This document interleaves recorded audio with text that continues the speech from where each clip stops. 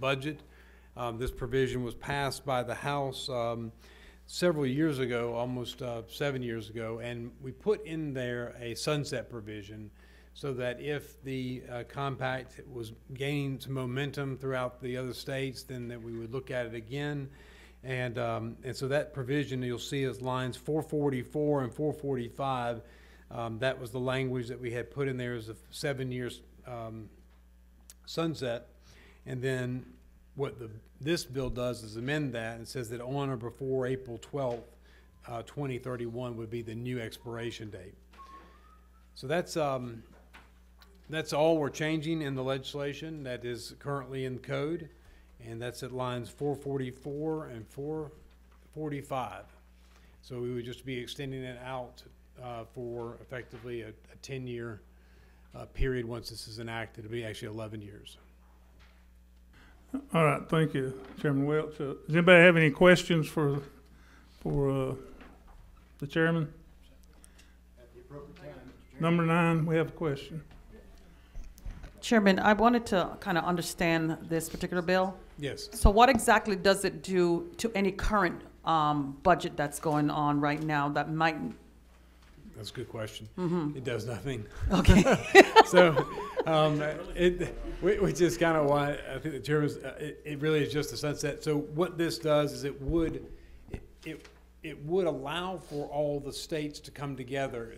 But every state that wants to do this has to sign on to this contract. We call it a compact for states. So states contract with other states, we call it a compact. So this would mean that other states would have to join us on this, and we have to get 38. We're far from that number presently, so this would allow for more time for more states to consider the compact. Georgia was the first.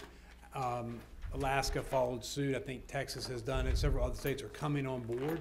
But ultimately what it does is it would require the Congress to adopt balanced budgets.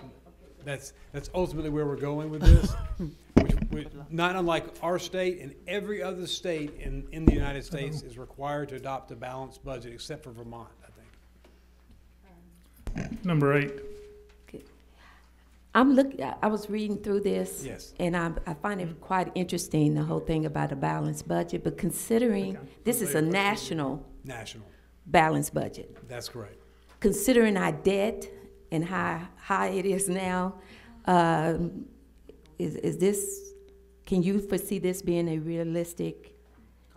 Well, it already, the compact allows for us to, whatever the current debt is, okay, that becomes effectively the debt ceiling.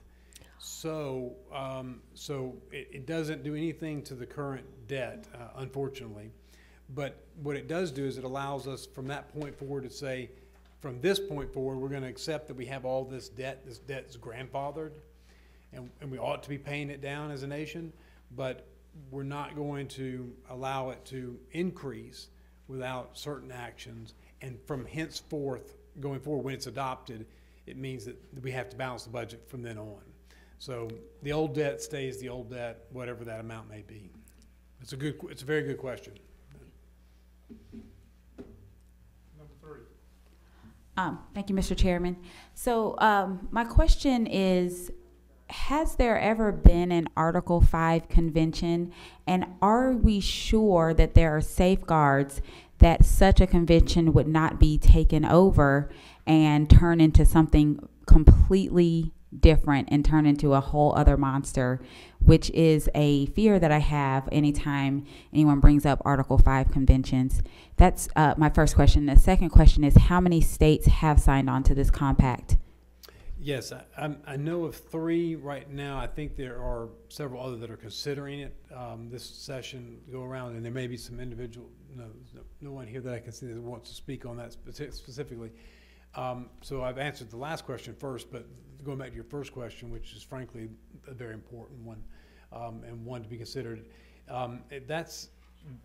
that fear of a runaway convention is why this compact is a protection against that.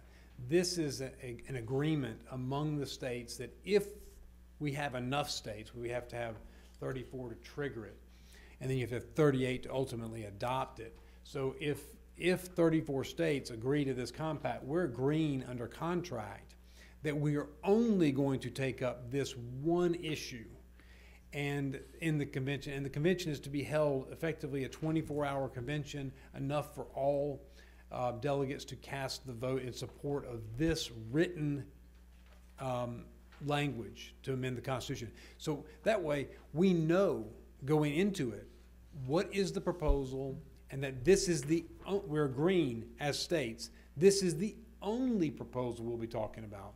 We're not going to be talking about, some people want to undo Citizens United, some people want to do away with the Electoral College, some people want to add more Second Amendment rights, lots of expansive concepts, right? So that's why, that's exactly why I've sponsored this bill, and then why I co-sponsored it 7 years ago, is because it actually has the most safeguards that we can conceptually put together and legally put together to address that very concern. And so that's a really good question, and that's exactly why this measure is the measure that I prefer. We know the people, everybody knows, all state delegates, the people, everybody knows exactly what we're going to put in the Constitution ahead of time. So that's a good, really good question, and it's exactly why we did this. We took this approach. Okay, thank you. Thank you. Thank you, Mr. Chairman. Am I on? Well, thank you, Mr. Chairman. You're on. I am. Now you are, Andy. What percentage of our budget will be cut if your idea was implemented? Our budget, none. No. Our federal budget. None. It just causes a balance. So you'd have to. So the balance would continue as whatever would be set. So you may actually have to raise revenue in order to balance the budget. That would be a likely outcome. You may not, depending on what services that the Congress decides to cut. But for the first time, we'll actually have a discussion like we have here, which is every year we debate how much revenue we have going in. We know that number, and then we can only spend that amount. And Congress doesn't have that at all right now, Representative Smith. Congress just keeps on writing checks, and so that's the problem. So I guess a better question, Mr. Chairman. So what percentage of our budget, our federal budget, isn't funded, or we have to borrow for it? Gosh, I don't know. I know that I think that that's essentially what you're aiming to do, right? I think the federal budget I want to say 80% to 40%. Sorry, 80 to 60% of it's already locked in terms of locked in spending. So and I may be wrong on all those percentages, but I'll check into it for you. But so that's going to mean making some serious decisions about where we go forward with our spending, also where we go forward with revenues. Yes, follow, Mr. Chairman. So essentially, you don't want us borrowing to pay for our budget? I don't. Okay. No, sir. Okay. Is it possible for you to get some information as far as how much we do borrow to currently pay for our budget? Yes, I'll find that out for you. And what are the type of budget cuts do you foresee happening if we have to make those types of cuts? I can't tell you because it wouldn't be our decision. It would be the Congress's decision. The problem is right now there is no constitutional requirement that they balance a budget, period. Thank you.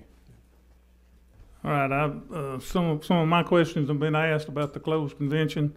We're saying they got to balance the budget. You either raise the revenue or spend less. It's not telling them they got to spend less. It's not telling them they got to raise more revenue. That's right. Every what they're going to spend, they got to pay as they go. That's about what it amounts to. At the proper time, I'd entertain a question. I move to pass. Second. Have a do pass and second. All in favor say aye. Aye. All opposed?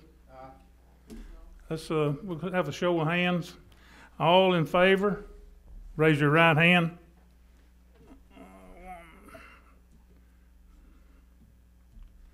Get them over here.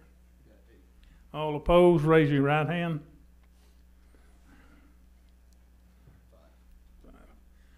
Passes 8-5. Thank you, Mr. Chairman. Thank you, members of the committee. And Michael, I'll get that information for you. And if anybody else has other questions or concerns, I'm over in the corner on the House floor. They put me in the corner for a reason. I think they want me to look at the corner most of the time. But so if you need to find me, I'm over in the corner of the House, and we can happy to talk to you about that. All right, you know the routine to rules. Yes. Okay, folks, appreciate you being here, and we're adjourned.